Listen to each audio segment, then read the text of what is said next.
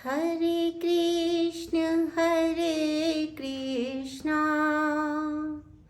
कृष्ण कृष्ण हरे हरे, हरे राम राम राम हरे हरे। हरे कृष्णा।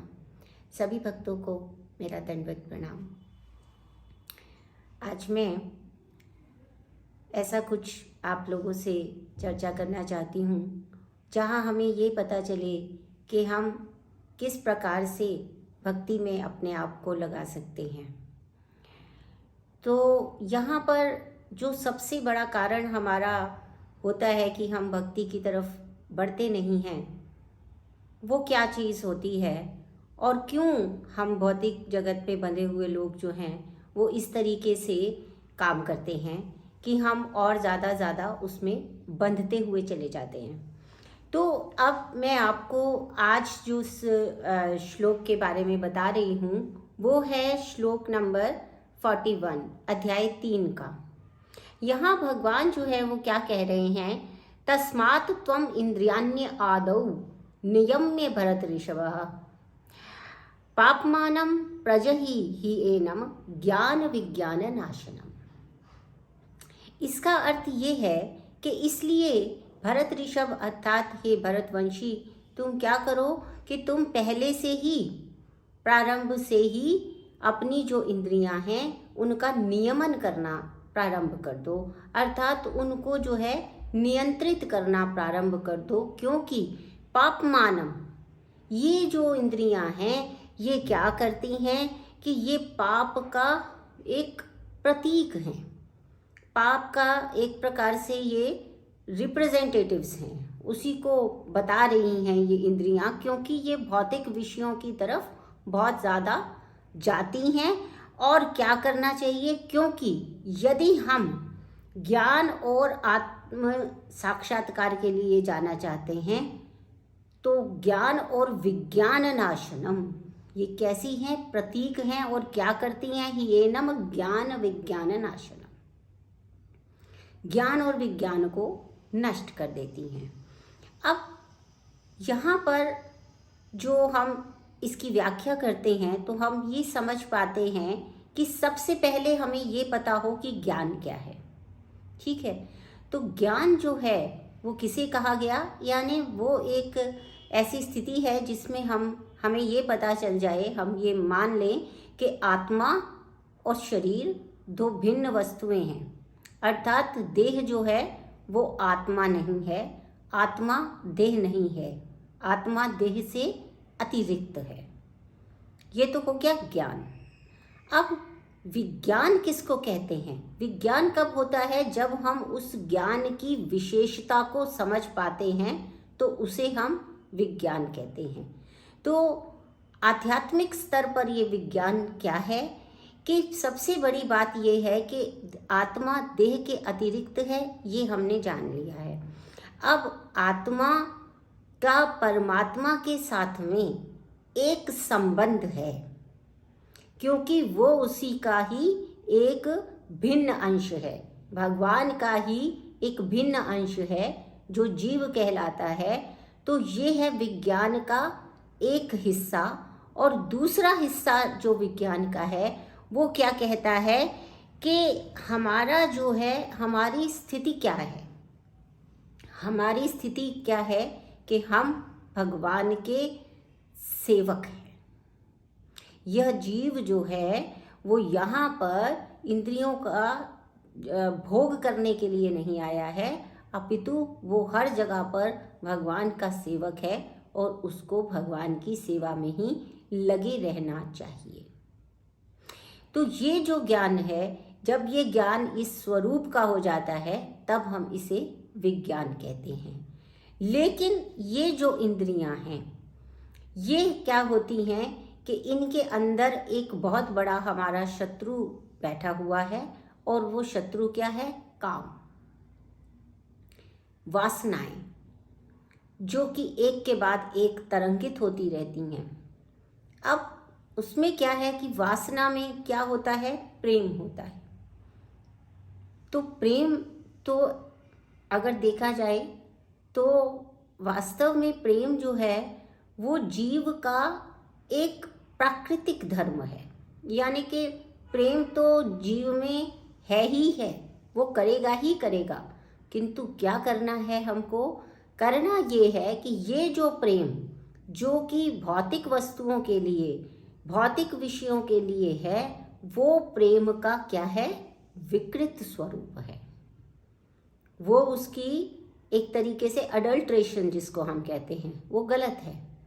और वो प्रेम की जो दिशा है वो क्या होनी चाहिए? जब हम उस प्रेम को अपनी भौतिक विषयों से आसक्ति से हटाकर और भगवान कृष्ण की तरफ अपनी आसक्ति को लगा देते हैं, तो उस समय जो है वो हमारा प्रेम जो है वो प्राकृत हो जाता है, उसमें विकृति नहीं रहती है। क्योंकि ये जो भौतिक विषयों के प्रति प्रेम है ये आध्यात्मिक प्रेम का विकृत स्वरूप है और हमें इससे बाहर आना है। क्योंकि कृष्ण भावना अमृत क्या है कि जब हमारी जो इंद्रियां होती हैं वो भगवान की सेवा के लिए हैं, ऐसी जब चेतना जागृत हो जाती है तो उसे हम कहते हैं कि हम कृष्ण भावना अमृत में आ गए हैं। तो क्या करना चाहिए कि उन्होंने कहा कि प्रारंभ में ही नियमन कर लो इसका। भरत से कहा कि प्रारंभ में ही नियमन कर लो। प्रारंभ का अर्थ ये है कि जैसे ही जो बच्चा इस संसार में आया है वैसे ही उसकी इंद्रियों को यह आदत डाली जाए कि वो भगवान कृष्ण की तरफ ही आकर्षित रहें और उनका जो है अन्य कामनाओं की ओर ध्यान ना जाए। जैसे बच्चे को ही भगवान कृष्ण का जो मंत्र है, महामंत्र है, उसका जाप, उसका श्रवण करवाना। छोटा है बच्चा, उसको भगवान के जाप का श्रवण करवाना, ठीक है ना। तो ये जो मंत्र हम करते हैं, हरे कृष्णा कृष्ण कृष्णा हरे हरे, हरे रामा राम रामा हरे हरे। तो इस मंत्र का निरंतर जो है वो जप चलता रहे और बच्चा उसको सुनते सुनते बड़ा होता है, तो प्रारंभ से ही जो उसकी इंद्रियां हैं वो विकृत प्रेम में ना पड़ के प्राकृत प्रेम की ओर जाती हैं। क्योंकि जीव का भगवान के साथ में एक सहज संबंध है, वो उसका अंश है, तो इसलिए उसका सहज संबंध है। अब हम जो इस आयु तक पहुंच गए हैं और हम समझते हैं कि अब हम क्या कर सकते हैं, हम तो बचपन में इस के साथ जुड़े ही नहीं थे, हमने तो बहुत देर में आध्यात्मिक जो है विषयों के प्रति रुचि जागृत हुई, तो अब हम क्या कर सकते हैं। तो इसको भी सीखने की, इसको भी अभ्यास करने की 4 चीज़ें हैं जो मैं आपको आज यहाँ इसी वीडियो में बताने जा रही हूँ, जिसमें कि हम सब लोग सीखते हैं ABCD। तो ये 4 चीज़ें जो हैं जिनसे हम कृष्ण भावना अमृत में जा सकते हैं और हम अपनी आध्यात्मिक चेतना को जो सुप्त है, जो समझ नहीं पा रही है कि हमारा भगवान के साथ में किस प्रकार का संबंध है, एक शाश्वत संबंध है, उसकी अनुभूति नहीं कर पा रही है, तो उसके लिए हम किस प्रकार से अभ्यास करें। तो ए जो है उसका अर्थ है एसोसिएशन। एसोसिएशन किसके साथ? जो भक्त हैं उनके साथ में। जब भक्तों का संग हमारे साथ में होता है तो हमारी जो इंद्रियां हैं वो इधर उधर कहीं नहीं जा पाती हैं और हमारा पूरा का पूरा ध्यान कहाँ पे रहता है? वो भक्त जो भी कर रहे हैं, भगवान की सेवा कर रहे हैं, भगवान के नाम का संकीर्तन कर रहे हैं, भगवान की कथाएं कर रहे हैं, तो उसमें जो है वो ए से एसोसिएशन यानी कि भक्तों का संग। दूसरा काम जो हम कर सकते हैं कृष्ण भावना अमृत में लाने के लिए खुद को, वो है बी यानी कि बुक्स। ये जो वैदिक साहित्य है जिसमें कि प्रमुख हैं भगवत गीता और भागवतम, हम इनका श्रवण करते हैं, हम इनकी कथाओं को सुनते हैं, इनकी कथाओं को कहते हैं, हम भगवान कृष्ण से संबंधित उनकी लीलाओं को सुनते हैं, उसके ऊपर हम कुछ नाटक बनाते हैं, उसे करते हैं, हम प्रचार करते हैं भगवान के नाम का। हम ये सारी चीज़ें जो कर रहे हैं वो बुक जो हम जब तक हम वैदिक साहित्य से भगवत गीता को, भागवतम को अच्छे से हमारा स्वाध्याय नहीं होगा, हम पढ़ेंगे नहीं, तो हमारी जो है वो रुचि उस तरह से भगवान के प्रति जागृत नहीं होगी। और जब हम इन वैदिक साहित्य को पढ़ेंगे, ये बुक रीडिंग करेंगे, तो उससे हमारे हृदय जो है वो शुद्ध होता है और उसकी जो प्रवृत्ति है वो और अधिक जो है भगवान की लीलाओं का जब श्रवण होता है, भगवान की लीलाओं को जब हम पढ़ते हैं, तो उसमें क्या होता है कि हमारी चेतना धीरे धीरे शुद्ध होने लगती है और हमें फिर और किसी कथा में आनंद आना बंद हो जाता है, रस आना बंद हो जाता है। तो इस तरह से बी हुआ। अब आता है सी। सी का अर्थ है चैंटिंग, यानी ये जैसे मैंने अभी पहले आपके सामने जो मंत्र बोला, उस मंत्र का अधिक से अधिक जाप करना, जप करना, यह मंत्र महामंत्र है। और इस मंत्र के जाप से हमारी चेतना जो है वो धीरे धीरे शुद्ध होने लगती है और इस संकीर्तन में हमें जो है वो अद्भुत आनंद आने लगता है। और तब हमारी इंद्रियां विषय विकार, जो इस भौतिक जगत के विषय विकार हैं, उनसे हटती हैं और वो भगवान के ही शरण में जाती हैं। इसके बाद जो ABCD का अंतिम है वो है D, यानी कि डाइट।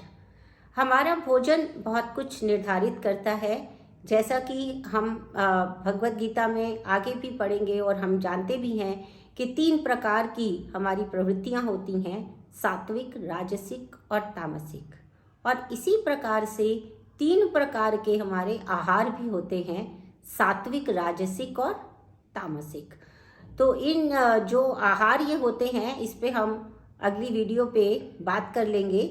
लेकिन स्थूलतः बात ये है कि जब हम सात्विक आहार करते हैं, अर्थात शाकाहारी आहार करते हैं, मधुर स्निग्ध भोजन करते हैं और गर्म लेते हैं, और सबसे बड़ी बात आहार में क्या है कि हम केवल वही भोजन को का ग्रहण करते हैं जो भगवान को भोग लगाया जा चुका हो।